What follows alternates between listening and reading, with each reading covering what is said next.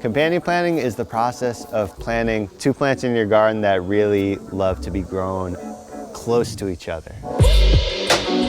It's cool because so much more is going on in the garden than we think, than just, food producing plants. There's a whole mycelium network under here that the roots are touching, and they communicate to each other, and different plants like different things, and they're sharing hormones. So it's good to tune into it and try to be intentional about where to plant.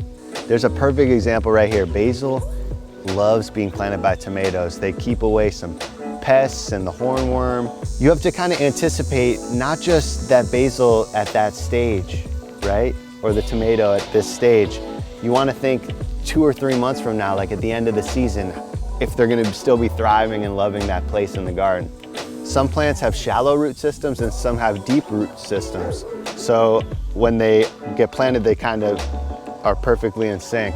I like to do my herbs with the tomatoes. Carrots also do great with the tomatoes, but you do need to keep the tomatoes pruned to get all that sunshine into the carrots. But it's a beautiful art. There's this ancient philosophy called the Three Sisters in farming, and it's saying that corn, squash, and beans are kind of the perfect companion plants. And they kind of grow perfectly in a garden together, and they figured this out a long, long time ago.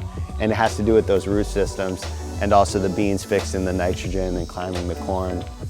Plant spacing is key. You can't just plant them on top of each other, so you do need to know, like 16 inches between tomatoes, 12 inches between herbs, and only a couple inches between carrots, because they're so close. They could be right up against the wall of a garden bed. Also plant families, like what's the broccoli family and the brassica family?